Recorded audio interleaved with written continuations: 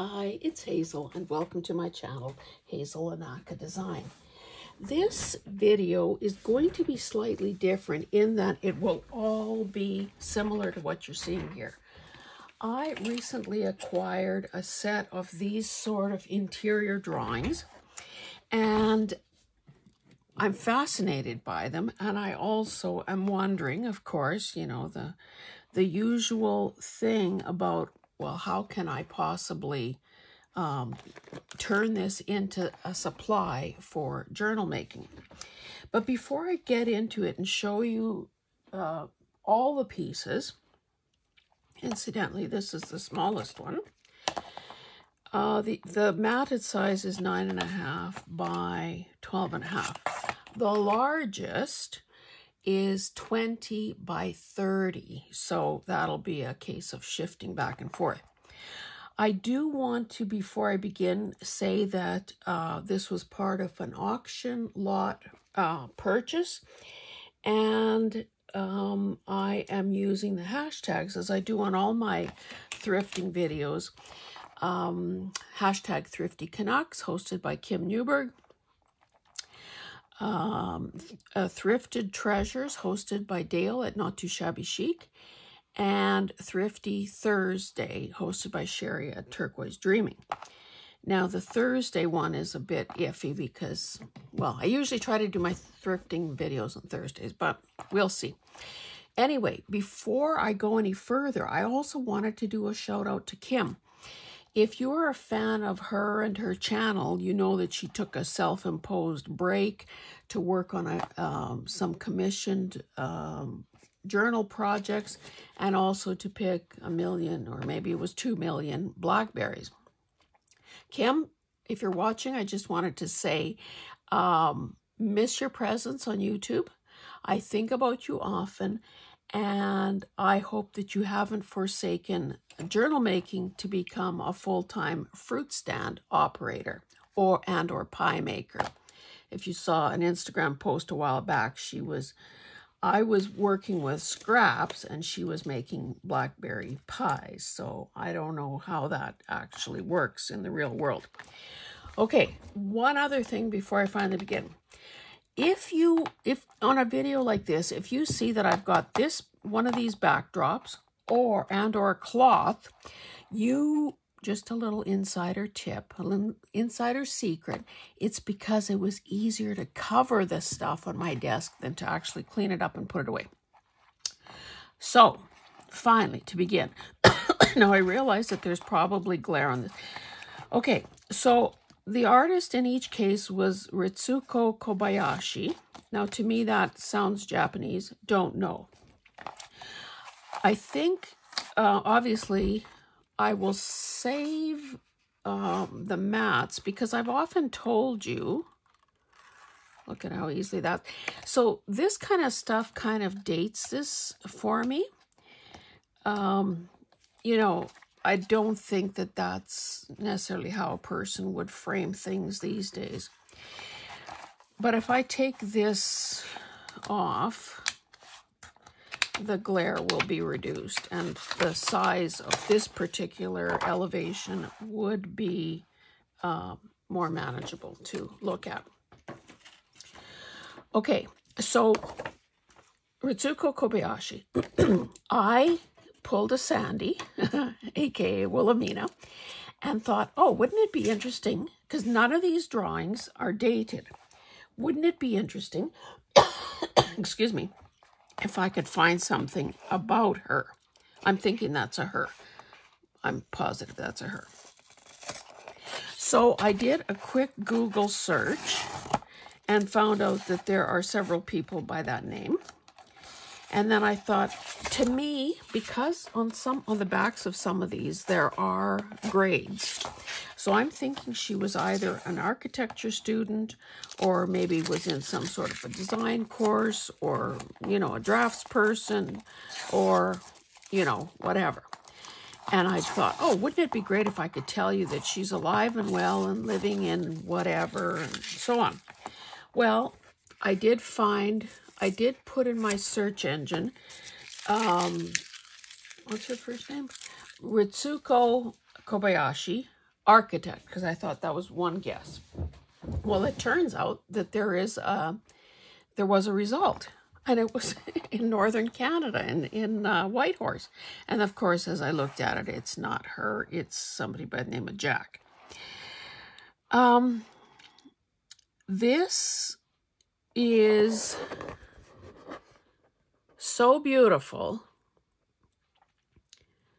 I don't have words for it, really.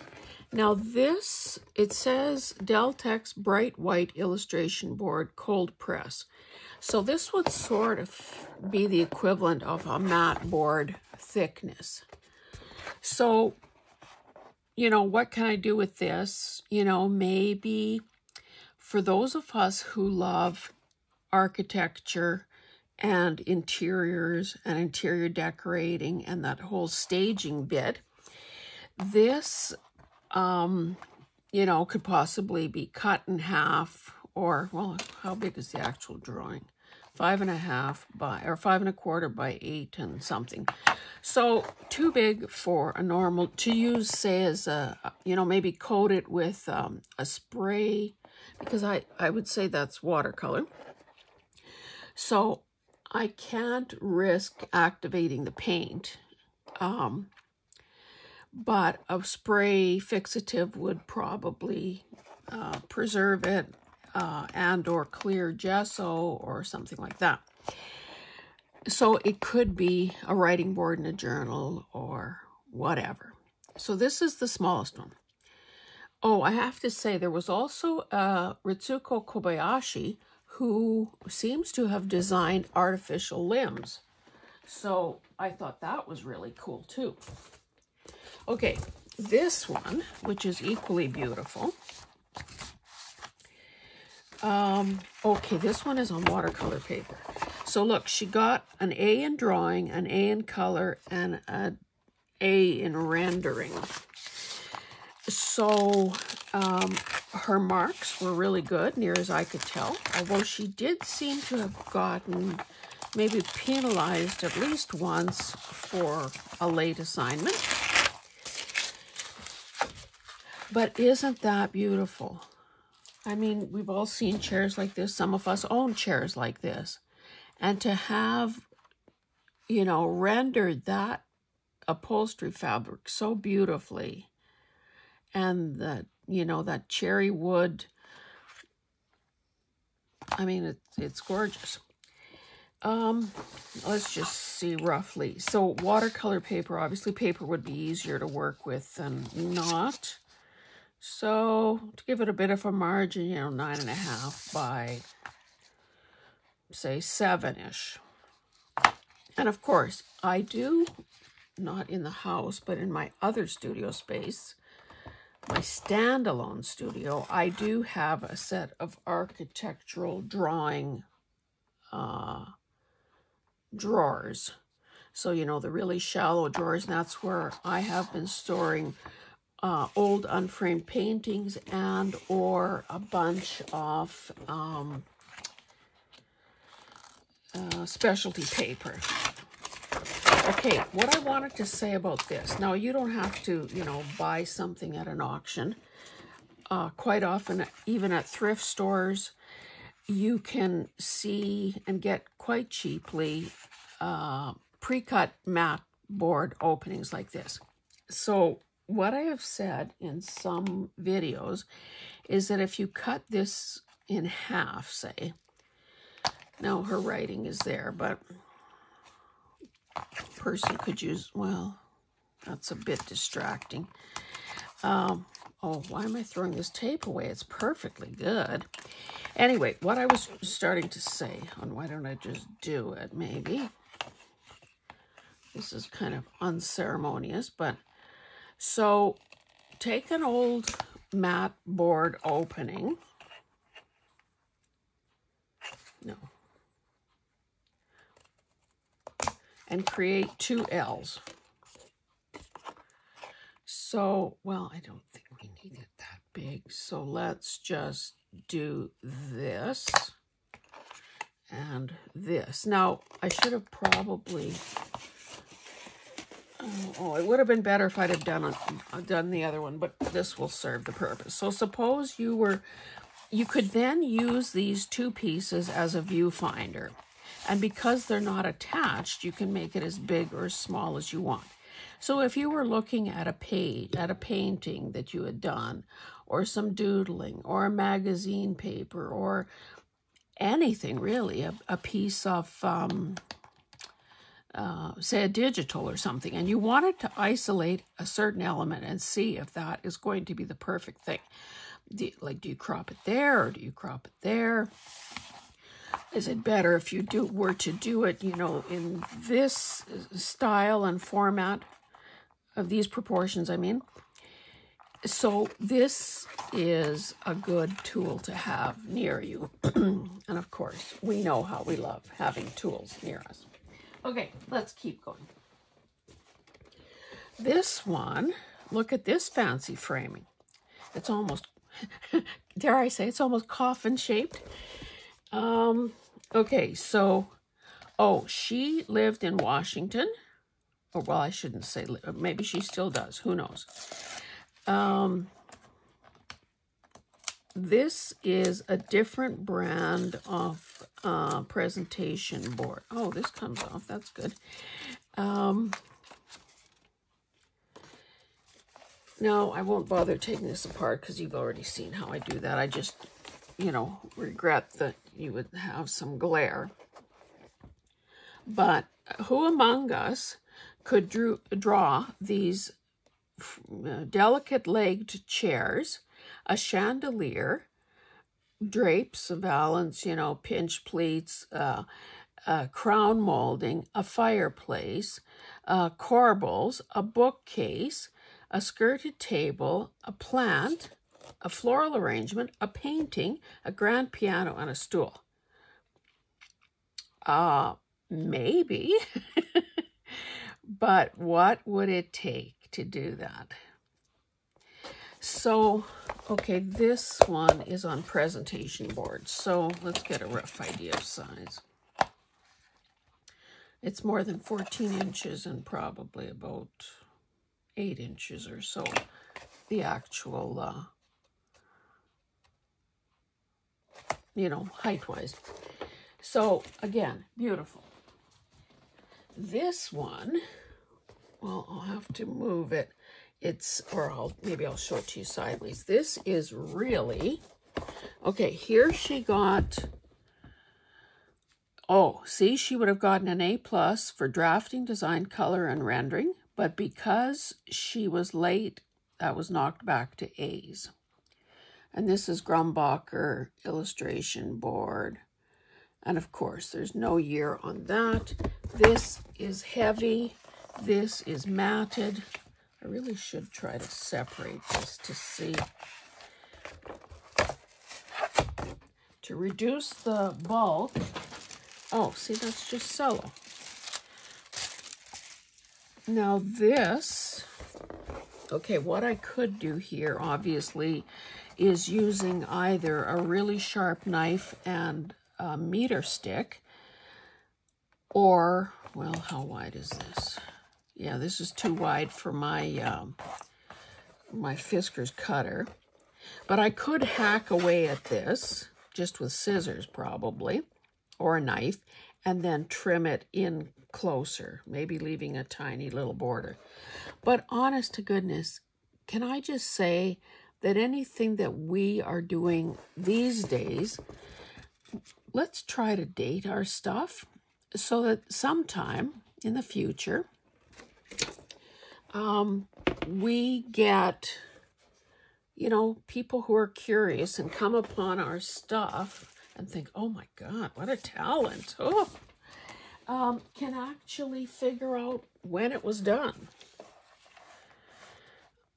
I'm thinking that these things are fairly old, the way this, I've never seen this. Now, my husband isn't here today, but he took architectural technology and would have had to do, you know, similar type drawings and so on. There's no mark on this one. Maybe he could know when stuff like that little border was a real was a commonly used element when matting. I believe that he has some of his early drawings as well.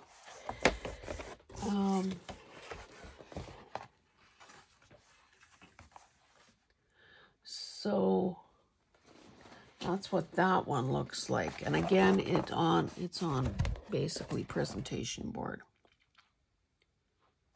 But certainly this is almost like a triptych. It could be cut into thirds and become really beautiful writing boards.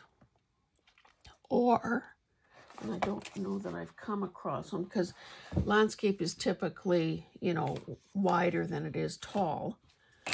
Another thing that could be done, if the proportions were right, 7 1/4, is to cut the board in half and use it at, okay, this would be the front cover, maybe allow 1.5 inches or so, the width of this ruler for a spine. This would be the back cover. Would that not be cool also? I may also, mind you, they haven't hung a single picture yet, may also offer, you know, 1 or 2 of these to my daughter and her man. Sorry for all the movement here. Vacation house interior, again, that Washington address.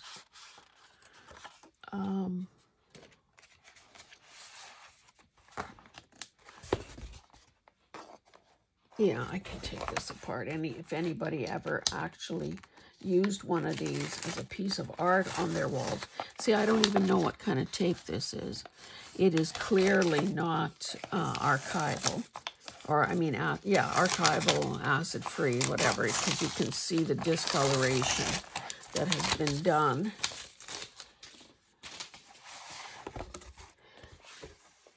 It's interesting to see all those brush strokes that were hidden. Oh, I wonder what that is.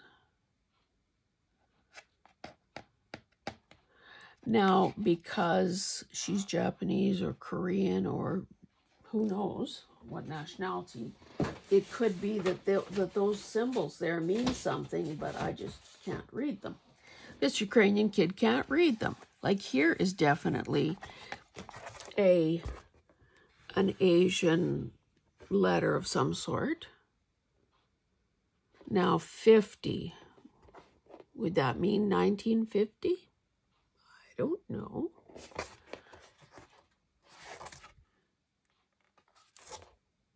But again, I won't keep repeating myself other than to maybe give you some measurements. 5.5 by, say, 19 or so.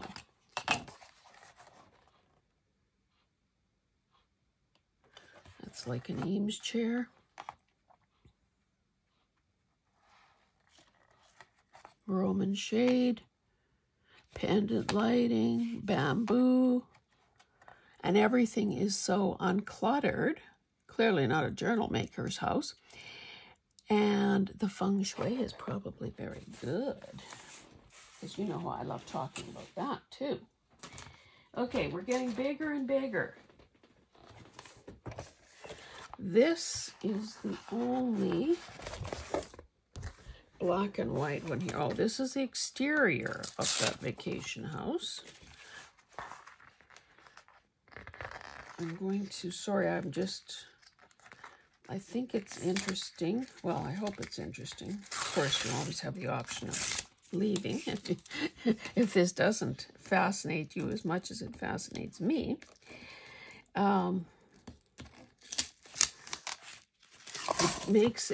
It brings the scale down quite a bit. Oh, and this one is on paper, so that's good. I think it's on paper.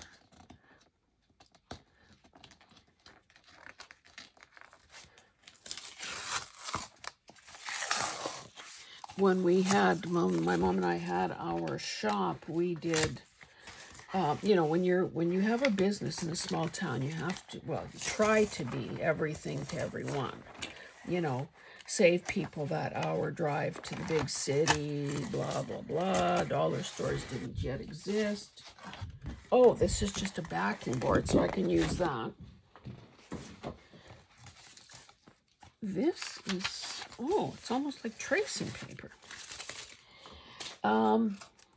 Anyway, we had craft supplies, sewing notions, fresh and silk flowers, classes, and we did custom framing. So we saw some pretty interesting projects that people wanted framed over the years. So of course, know all about acid-free mat board and the supplies that you use for true archival framing. Looks like this is tearing more than anything. Okay, so now we are down to this. And you can see that by these guidelines, you can see that certain things were cropped out. The edge of that tree, this pathway, part of that fence. So that's another thing. That's why when you go to a custom frame shop, they have that rack full, or probably several racks full, of colored corners. So those matte corners, like I created here. So that means that, suppose you had a red interior in your house, you'd try out a red mat, or maybe a red inner mat and a white outer mat. So obviously a person could do something with this. It could become a signature page because it's just on paper. Do some selective trimming or erasing, and I just love the Zen kind of feel. The little pagoda there, the little water feature. Very cool. Okay, people. I'll do the biggest one second last. This one, as I said, is 20 by 30, so you'll have to see it in stages.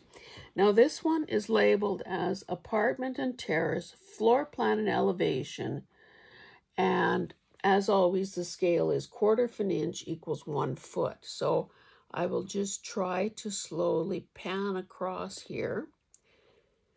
So you can see that she has shown the different walls, the elevations in each, so 4 walls in each room, and then the overall.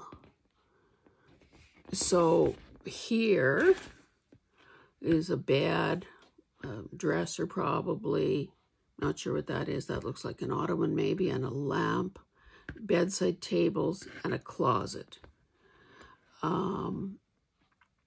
Here we've got a bathroom, so there's a tub, a toilet, a double sink, a plush little rug, mirrors. Now, I don't know the technical term for how you would describe. Oh, you know what? Those aren't mirrors. Those are rugs, because this is like a view from above. Oh, master ensuite. So sink, corner tub, toilet. So those are probably rugs of some sort.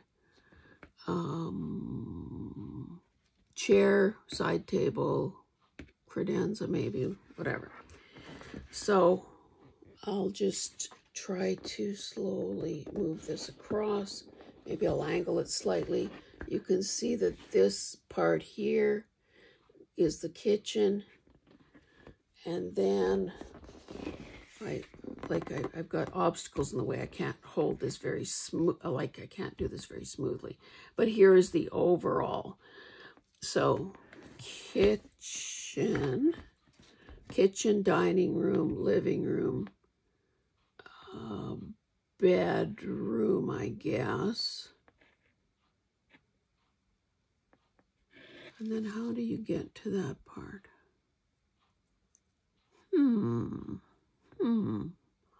Oh, you know what? This might have been a courtyard type thing. So go out this way and get in that way. Or maybe this is a family room. Anyway, it doesn't matter.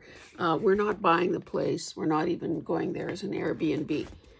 But, oh, I didn't realize there was another one underneath here. This is the one that was kind of the most strange to look at, because it's like, this is the view from above. This is though you had a dollhouse and you cut the walls right at the floor and the walls fell out sideways.